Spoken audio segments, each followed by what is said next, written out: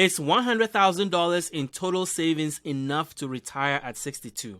Well, the short answer is yes. The long answer is that it depends. So I'm going to share with you 5 strategies that you can use to make sure that you can retire with $100,000 total in savings and still have a comfortable retirement. And you want to stay till the end of this video, because what I'm going to do is I'm going to compare what life is going to look like if you use some of the strategies that I'm going to share and invested that money, and then what it's going to look like if you did nothing and just drew on that $100,000, how long that is going to last you. So I'm going to share that at the end, so make sure that you stay for that. So this is what I want to cover.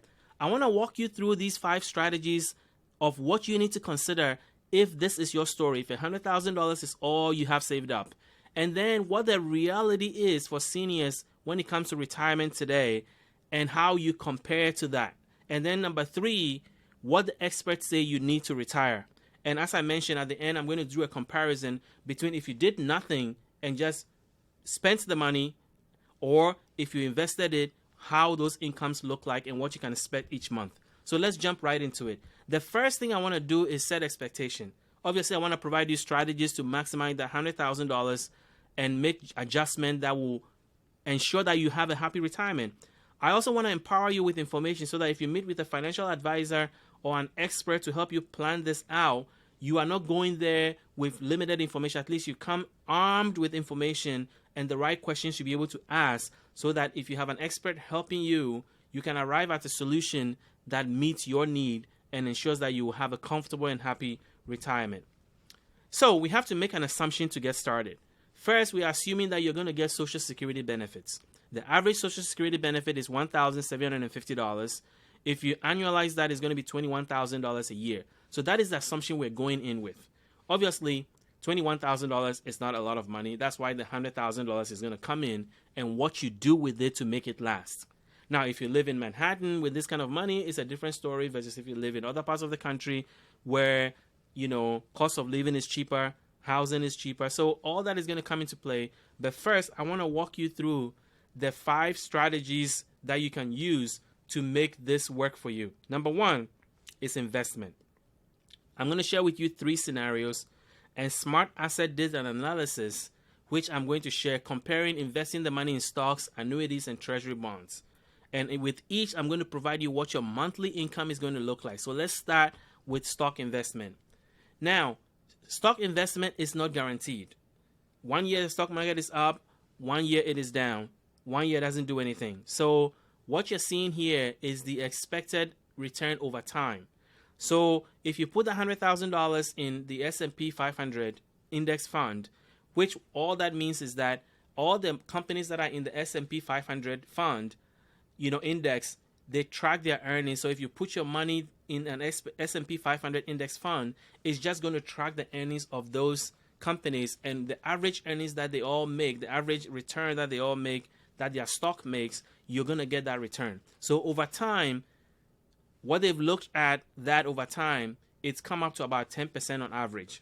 So if you put your $100,000 in there, you're going to get $10,000 back every year.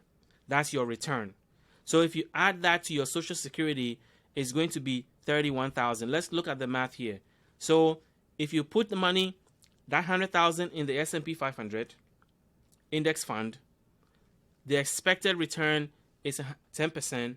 That's $10,000 a year. Remember, it's expected. It could be less, it could be more, but the average is $10,000. And then you add your Social Security money that you're going to get. The average Social Security is $21,000 a year. You could get more, you could get less, but this is the average. So that's what we're going to use. Your total income becomes $31,000 using this scenario. The average for every month then becomes $2,583 a month. So if you invested $100,000, you're getting the expected return that people expect over time from the stock market. If you put it in the S&P 500 index fund, the 10% return is going to yield you a total monthly income in retirement of $2,583. That's the first scenario. Probably the riskiest scenario, because stock investment has the most risk compared to the other two. So let's go to the next scenario. It's when you put it in a treasury bond. Now, the bond market, the returns are less, but then they are more predictable and stable in a way. So if the average corporate bond is returning 5% a year, you put your $100,000 in there, you're going to get $5,000 every year on average. You add that to your $21,000 in Social Security income, then this is what your situation looks like. So first, you have your potential return from the bond investment, which is $5,000, your average Social Security, which is $21,000, and then you get $26,000 a year in income. Divide that by 12 and you get $2,167 a month. So this is what your income is going to look like if you invested that $100,000 in the bond market and you're getting the average Social Security benefit. You get $2,167. The third scenario is putting it in an annuity. Now, if you buy a lifetime annuity for $100,000 at the time of your retirement, it might generate $7,600 in income each year, which is 7.6%. This is less than the stock market will return, but it's higher than the bond market. Now, with the lifetime annuity, you cannot touch the principal in the account. So if you add that to your Social Security, you have $7,600 coming from the annuity investment, your $21,000 from your Social Security, and then you're going to get $2,800, $20,600. That's going to be your total income for the year. $7,600 plus $21,000, $28,600. You divide that by 12, and you're going to get $2,383 a month. That's going to be your monthly income under this scenario, under the annuity scenario. Again, this is coming from Smart Asset Analysis. So you've looked at the three scenarios, and let's go back. With the annuity, you get $2,300. With the bond, you get $2,100 and change. And then with the stock market, you get the $2,583. So the stock market obviously is returning more money, but is also the riskiest. So you have to make a decision on which one you think fits your need based on your appetite for risk. So that is strategy number one. Now, as I said, stay till the end. I'm going to compare what this looks like, these three scenarios, how they compare to if you just drew down money without investing it. If you don't want to take a risk, you don't want to put it anywhere, you just want to keep it in a savings account and draw down on it, I'm going to compare what your monthly income is going to look like under that scenario compared to these three. So stay tuned for that. Let's go to strategy number two. In order to stretch your money in retirement, if the $100,000 is all you have saved, one of the things you could do is to consider working longer. Now, consider working, extending your work life to bring in more money to cover your living expenses. Now, you can find a part-time job. It doesn't have to be a stressful job as your current job, but you can find a part-time job that could supplement your income without the pressure of a full-time job. So that's another way to make sure that you're taking steps to stretch that $100,000 in savings. The third thing is to tap into your home equity. Now, here there are two options. You can downsize or sell your home to supplement your retirement savings and move to a less cheaper place or a less cheaper part of the country. Or you can consider a reverse mortgage, but there's a caution there. Reverse mortgages should be approached with caution because essentially once you pass, the bank takes your house. So if that's what you're going to get into, make sure you have a good understanding of the risk, the plus and minuses, and know that you are giving your equity away because they're going to be paying you money, and then once you're done, once you pass away, they are going to take the house. The bank is going to take the house because now it becomes theirs. So that's how a reverse mortgage works. So strategy number 4, the timing of when you take Social Security is also a factor. Remember, if you take it at 62, it's the earliest you can take it, but you also get the least amount of money that you are entitled to. If you wait any year after 62 that you wait, you get a little more money.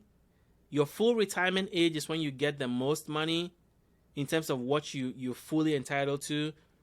If you wait till 70 years old, obviously you get more. But full retirement age is when you get the most that you've worked for and entitled to. And for full retirement age, for some of you, it's like 66 years and change.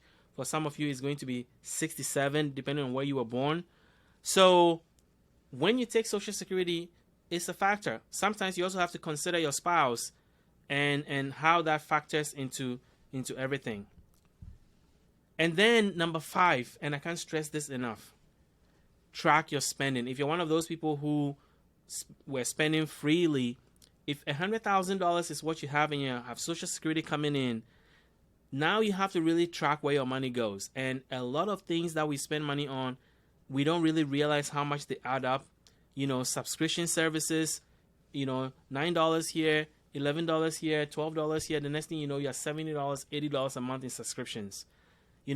So cutting expenses, switching to a cheaper insurance, reducing dining out, all these strategies. But the most important thing is that track where your money is coming and going to, and then see if that is how you want to allocate it. You'll be surprised things that just flow under the radar that we never really pay attention to, that eats little by little the money that we have. And then this is a bonus that I threw in there because a lot of you get uncomfortable when we talk of free stuff. But here, there are some quality communities things you can take advantage of.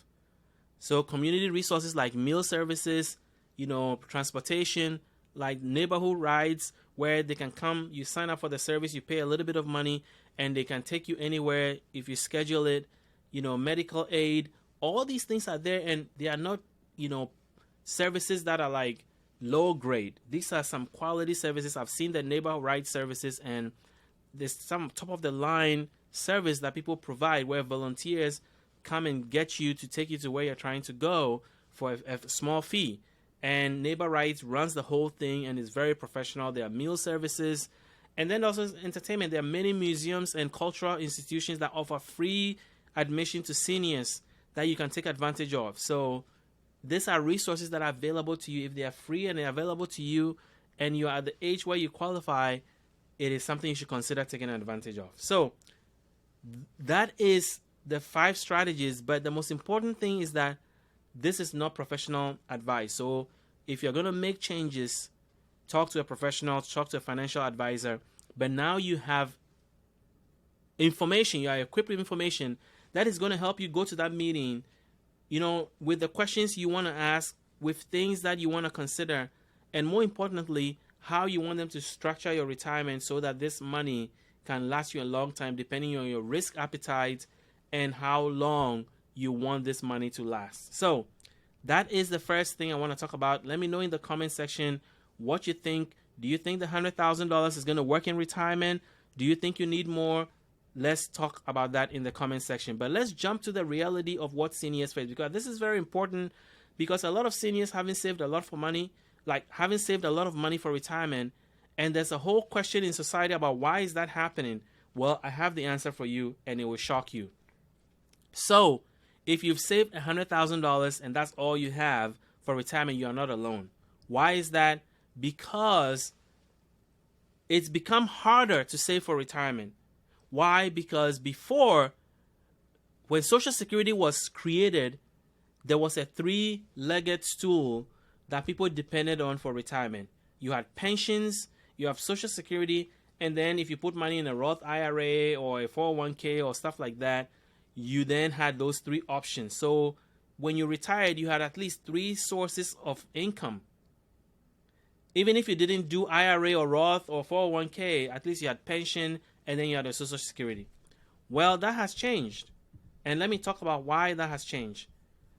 Over the last decades, employers have been closing or have frozen pensions and turned them into retirement savings like 401k. Why is that important? Because it shifts responsibility. Pensions are now largely a thing of the past, and most are barely saving anything because of that. And because of that shift, which I'm going to look in a second, it has caused a lot of people to struggle to save money for retirement. In 1975, pensions type investment, which your employer was responsible for putting money in and managing it, was responsible for 27.2 million active participants. Today, that number has dropped to 12 million. From 27 million to 12 million. In that same period, what they call defined contribution plans like 401k have gone from 11.2 million to 85.2 million people participating as of 2020.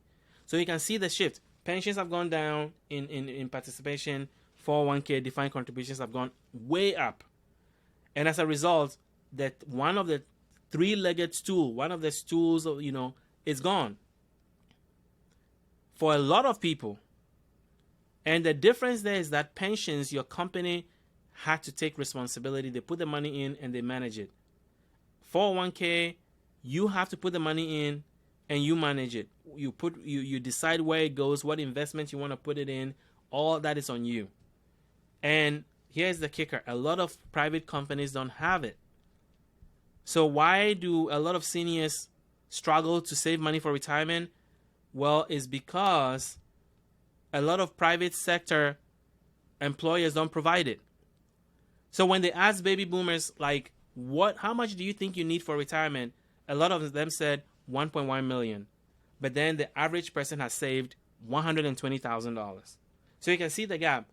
And to catch up, to reach that goal of 1.1, you have to save $186,000 a year. So that's just not an option for a lot of people. And on top of that, 1 in 5 people over 59 don't have a retirement account, according to Credit Karma. How did that happen?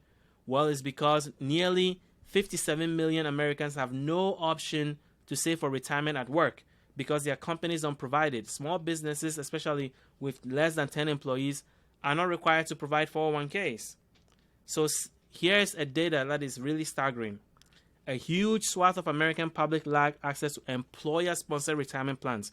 Even though pensions have gone down and the emphasis is now on 401ks, a lot of 401ks and those type of investments, a lot of private companies don't have it. 78% of workers at companies with fewer than 10 employees do not have it. And then 76% of workers who lack high school education diplomas do not have retirement savings. And then 64% of the nation's Hispanic employees don't have any retirement access to those retirement savings plans. So, what does this mean? Well, the share of older Americans that are working continues to grow. It was 5% in 1996. It's 11% in 2026. It will be, and it's going to continue to grow. And here's the kicker. If Social Security did not exist, a lot of seniors would be in poverty. At 40% of seniors will be in poverty if Social Security as a program did not exist. So you can see that three-legged stool that I showed you, the one portion disappearing, the pension part disappearing, and then enough people are not saving on the second part. So now everything is dependent on the middle, largely on the middle, which is Social Security. So that $100,000 we talked about, you really want to look at those strategies because that is how you're going to stretch it to make a decent living and make your retirement a happy one. Because there's a lot of things you have to consider for retirement. Medicare, long-term care, Social Security, taxes, etc., etc. So, what do you think about pensions going away?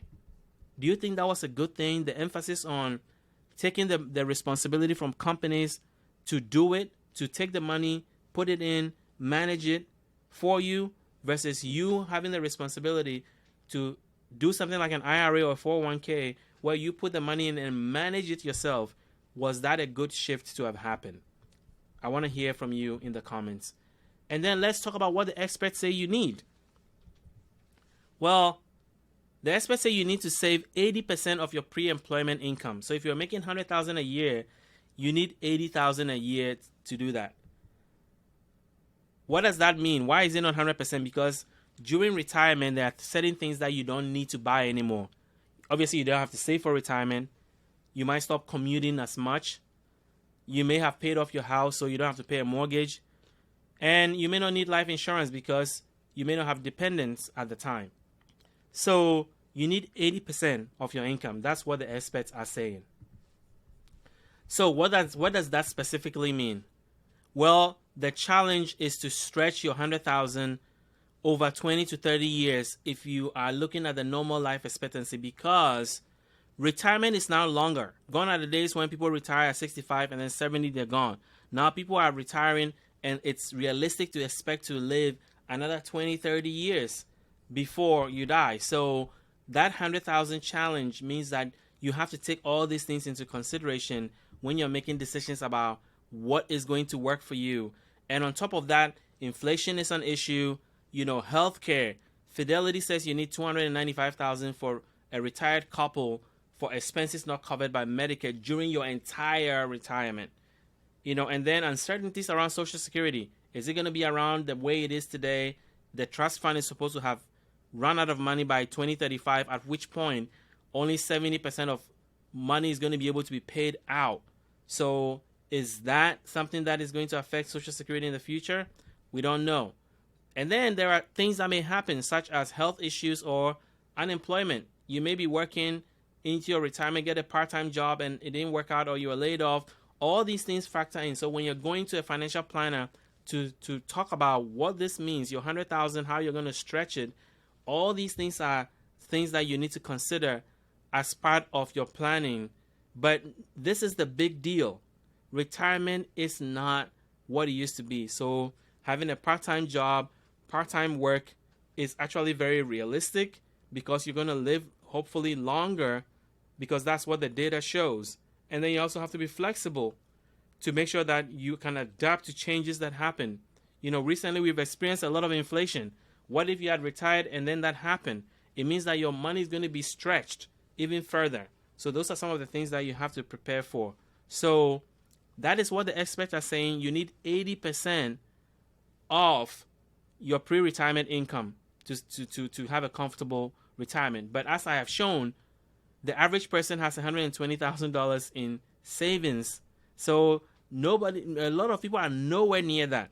So what do you think about that? What do you think about the strategies that I've shared that could help you stretch your $100,000 in retirement? And is that going to be able to help you have a comfortable retirement? Now, let's do the last thing that I wanted to talk about, which I promised.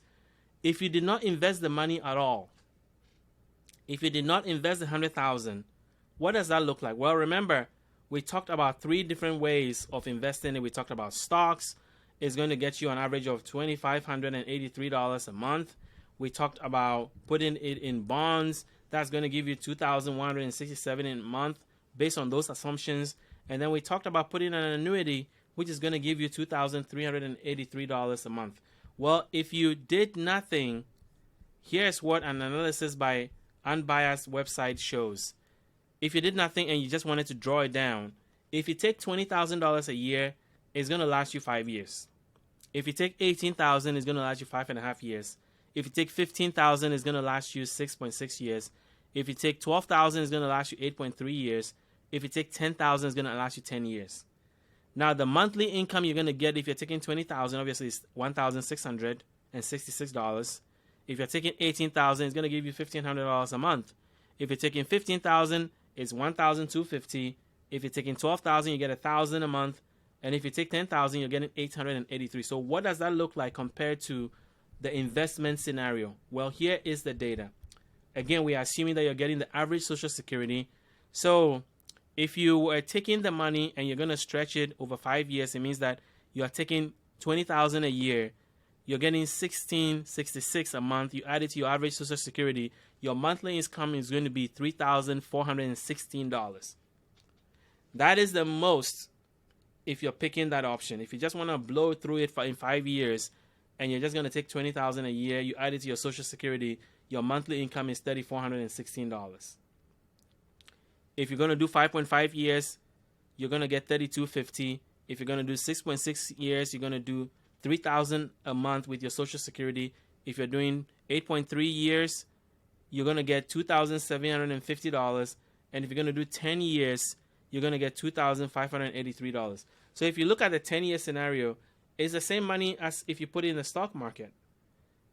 So these are some of the things that you have to consider. Is it worth just drawing it down over a 10-year period and getting $2,583, but you're not taking any risk? It's just going to stay in a savings account and nothing's going to happen, but at least you know it's there. Or do you want to take the risk, put it in the stock market or the bond market or an annuity where it's earning some money for you, but the principal, the $100,000, is still there?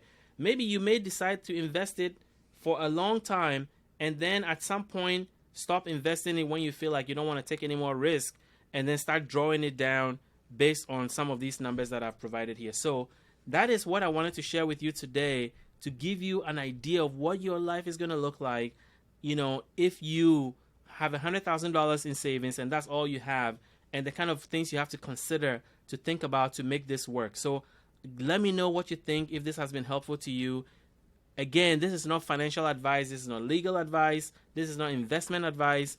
Talk to a professional who knows this industry and can give you advice on specificity, what you need to do to be able to make this work. But this is information that I have gathered that I thought would be very, very helpful to you, to give you a basis to start the conversation. So until I see you in the next video, I thank you for watching. If you're new to this channel, hit that subscribe button so that YouTube will know that you enjoyed this video. Thank you.